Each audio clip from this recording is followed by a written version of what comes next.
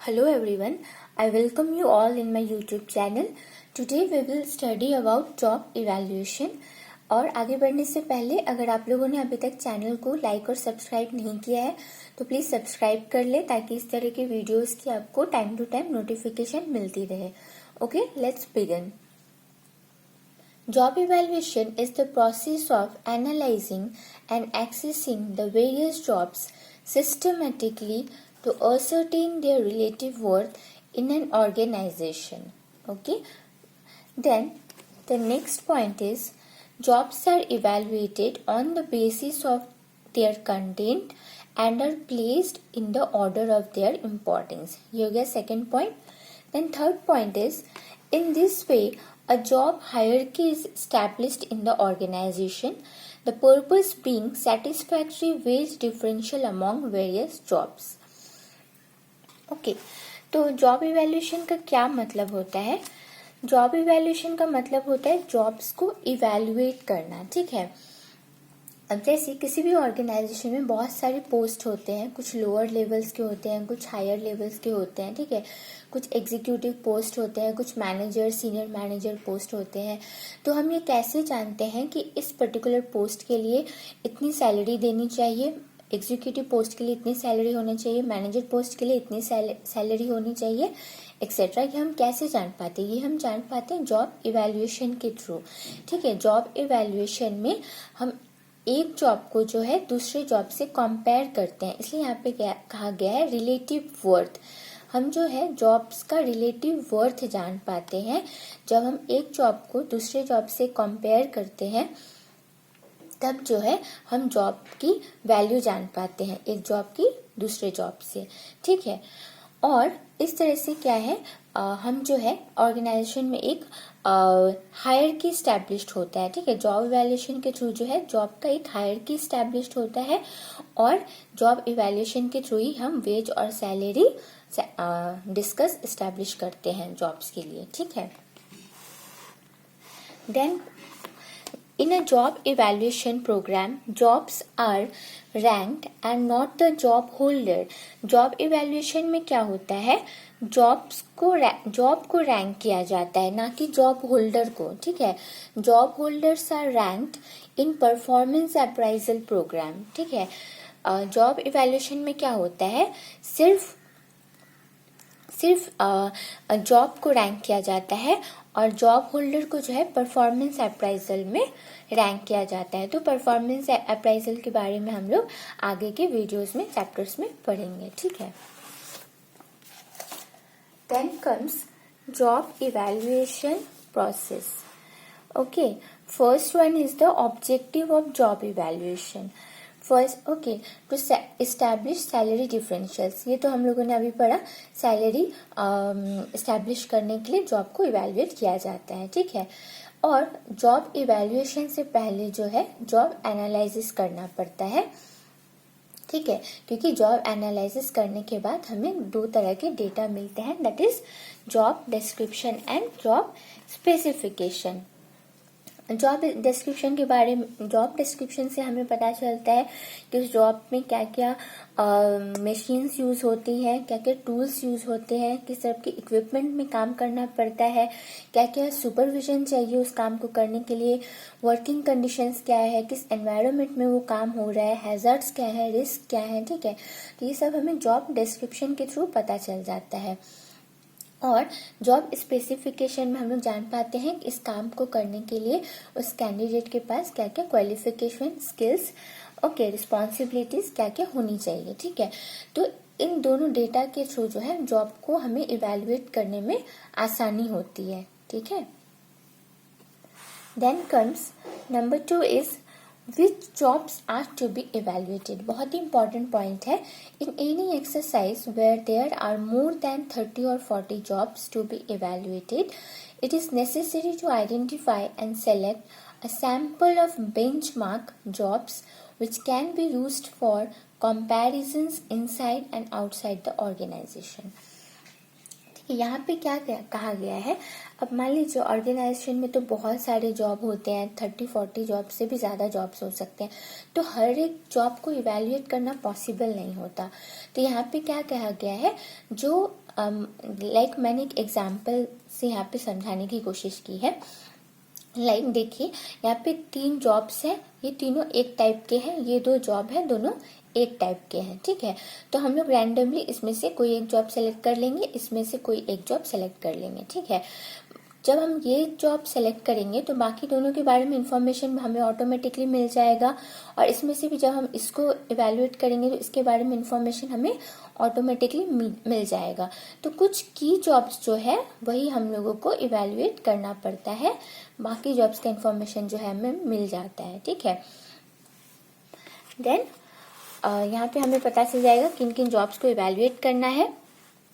Then comes staffing the evaluation exercise. Okay, here the next step is to create job evaluation committee consisting of experienced employees, representative of employees and specialists drawn from the National Productivity Council. यहाँ पे जो है committee form होता है जिसमें experienced employees रहते हैं, employees के रिप्रेजेंटेटिव रहते हैं और कुछ स्पेशलिस्ट पर्सन्स रहते हैं उस कमिटी में, ठीक है। Then, training for the committee. Members of training program should be trained so as to make the program successful. अब जो कमिटी में जो मेंबर्स होते हैं वो लोग जो है प्रॉपरली ट्रेंड होना चाहिए ताकि जॉब इवैल्यूएशन का जो प्रोसेस है वो इफेक्टिव हो। Training is given through series of meetings in which the following issues are discussed. अब हम लोग देखते हैं कि मीटिंग्स में जो है क्या क्या पॉइंट डिस्कस होता है। Just a minute.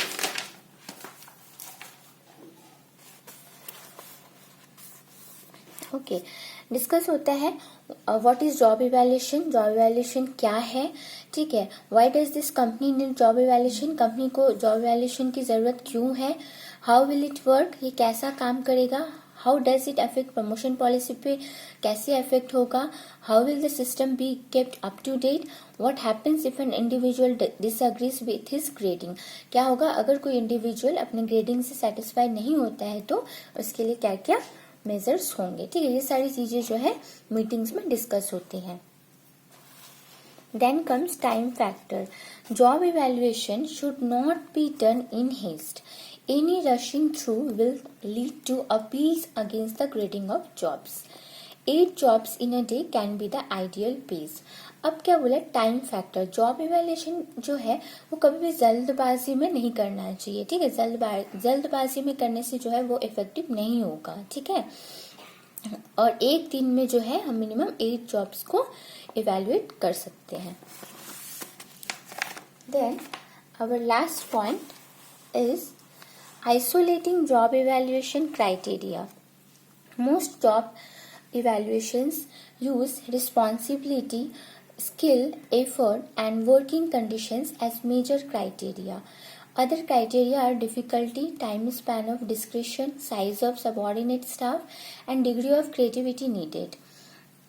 यहाँ पे क्या होता है, लास्ट स्टेप में हम लोग जॉब को जो है क्लासीफाई करते हैं। किस बेसिस पे क्लासीफाई करते हैं, लाइक रिस्पॉन्सिव कुछ है जैसे रिस्पॉन्सिबिलिटी, अब उस काम को करने के लिए क्या क्या रिस्पॉन्सिबिलिटी की जरूरत होगी, ओके, किस टाइप का स्किल्स होना चाहिए, ओके, एफर्ट कितना देना होगा, वर्किंग कंडीशंस क्या है उस काम को करने के लिए, ठीक है, क्वालिफिकेशन क्या क्या क्वालिफिकेशन की जरूरत है, क्या क्या एक्सपीरियंस की जरूरत है उस काम को करने के लिए, ओके, जैसे अगर किसी काम को करने के लिए ज़्यादा क्वालिफिकेशन या ज़्यादा एक्सपीरियंस की ज़रूरत होगी तो ऑफ कोर्स सैलरी ज़्यादा देना होगा। अगर कम क्वालिफिकेशन कम एक्सपीरियंस की ज़रूरत होगी तो सैलरी थोड़ा कम भी दे सकते हैं, ठीक है। तो इन फैक्टर्स के बेसिस पे जो है जॉब को इवैल्यूएट किया जाता है, जॉब को क्लासीफाई किया जाता है, ठीक है। और जैसे कुछ फैक्टर्स है difficulty, time span of discretion. Time span of discretion क्या होता है, मान लीजिए अगर किसी मैनेजर ने कुछ टास्क कंप्लीट करने को दिया है अपने से लोअर लेवल मैनेजर, ठीक है, मैनेजर 2 को दिया है और मैनेजर 2 ने जो है वो काम अपने एग्जीक्यूटिव्स को दिया है करने को, ठीक है। तो और मैनेजर 1 ने जो है वो काम 2 मंथ्स में कंप्लीट करने को कहा था मैनेजर 2 को, ठीक है। तो अब वो काम एग्जीक्यूटिव्स को दिया गया है, तो एग्जीक्यूटिव्स को भी वो काम 2 मंथ्स में ही कंप्लीट करके देना होगा। ओके, वो लोग ये काम 4 मंथ्स में कंप्लीट करके नहीं दे सकते हैं। ठीक है, मैं और एक बार एक्सप्लेन कर देती हूँ। मान लीजिए मैनेजर 1 ने जो है कोई टास्क मैनेजर 2 को दिया है करने के लिए और उसे 2 मंथ के अंदर कंप्लीट करने के लिए कहा है, तो वो काम जो है एग्जीक्यूटिव्स और मैनेजर 2 ने वो काम एग्जीक्यूटिव्स को दे दिया है और उसे कहा है 2 मंथ्स में कंप्लीट करके देने, तो एग्जीक्यूटिव्स को भी वो जॉब 2 मंथ्स में कंप्लीट करके देना होगा। ठीक है, ऐसा नहीं है कि वो एग्जीक्यूटिव्स अब ये काम करने में 3 या 4 महीने लगा देंगे, नहीं वैसा नहीं होगा, उनको भी ये काम 2 मंथ्स के अंदर कंप्लीट करके मैनेजर 2 को देना होगा। ओके, ठीक है। तो और size of subordinate staff and degree of creativity needed, और क्या किस टाइप की क्रिएटिविटी की ज़रूरत है एम्प्लॉयज़ में उस काम को करने के लिए, इन सब फैक्टर्स, इन सब बेसिस पे हम लोग जो है क्लासीफाई करते हैं। ओके, जॉब्स को, और क्लासीफाई करने के बाद हम लोग रेटिंग देते हैं, वेट देते हैं। ठीक है, मान लीजिए किसी जॉब को 5 आउट ऑफ 4 दिया, ठीक है, किसी को 5 out of in terms of responsibility और इन टर्म्स ऑफ स्किल जो है हम लोगों ने एक जॉब को 5 आउट ऑफ 4 दिया है और दूसरे जॉब को 5 आउट ऑफ 3 दिया है, फिर तीसरे जॉब को 5 आउट ऑफ 5 दिया है। ठीक है, फिर इन टर्म्स ऑफ क्वालिफिकेशन हमने एक जॉब को जो है 5 आउट ऑफ 3 दिया, इसको 5 आउट ऑफ 2 दिया। ओके, और इसको जो है 5 आउट ऑफ 5 दिया। ठीक है, ये हो गया इन टर्म्स ऑफ रिस्पॉन्सिबिलिटी और इन टर्म्स ऑफ क्वालिफिकेशन और एक्सपीरियंस। ठीक है, ये जस्ट मैंने एक एग्जाम्पल के लिए बताया।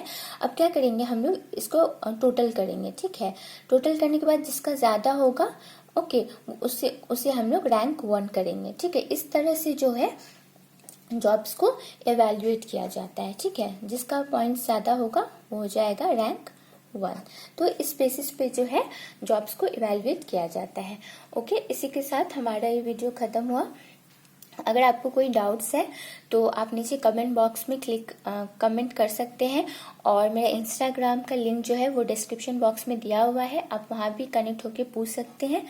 तब तक के लिए good bye, take care, thanks for watching this video.